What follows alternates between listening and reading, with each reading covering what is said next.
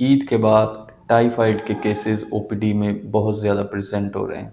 उसकी बुनियादी वजह ये है कि हमारा जो पानी है वो ऑलरेडी पोल्यूटेड है और ईद के दिनों में हम स्टॉलर फूड्स या बाहर से जो फूड लेके खाते हैं वो बहुत ज़्यादा होती है, जिसकी वजह से अब टाइफाइड के सिम्टम्स इन दिनों में आने शुरू हो गए हैं। टाइफाइड नॉर्मली आपको हल्का हल्का फीवर आएगा 99 100 पे, ये 5-7 दिन ऐसे रहेगा।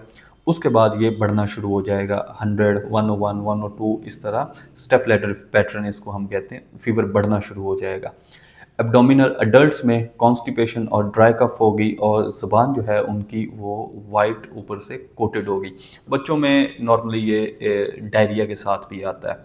तो अगर ईद के बाद आपको बुखार हो रहा है और एब्डोमिनल सिम्टम्स हैं, उसमें कॉन्स्टिपेशन हो सकती है, उसमें डायरिया हो सकता है और साथ में आपको एक्सट्रीम किस्म की फटीक है, तो ये टाइफाइड हो सकता है। अब टाइफाइड के लिए जो नॉर्मली पेशेंट टेस्ट करवा के आते हैं, अपने खुद से वो टेस्ट करवाते हैं जिसमें टेफिडॉट है और विडाल का टेस्ट है, इनकी कोई क्लिनिकल वैल्यू नहीं है। डॉक्टर आपको देखते साथ ही उसको पता चल जाता है कि इसको टाइफाइड है और इसको ये एंटीबायोटिक जानी चाहिए। अगर ज़रूरत हो तो हम सीबीसी और एलएफटी का टेस्ट उसके लिए करवाते हैं और अगर पेशेंट कॉम्प्लिकेटेड हो या पेशेंट ठीक नहीं हो रहा या ज़रूरत हमें महसूस हो तो हम उसके लिए उसका ड्यूरेशन देखते हुए ब्लड कल्चर या स्टूल कल्चर करवाते हैं। सिप्रोफ्लॉक्सासिन अपने खुद से ना खाइए, उसकी ऑलरेडी बहुत ज़्यादा रेजिस्टेंस है, पेशेंट ठीक नहीं होते और पेशेंट कॉम्प्लिकेट होकर डॉक्टर के पास आते हैं। बहुत शुक्रिया।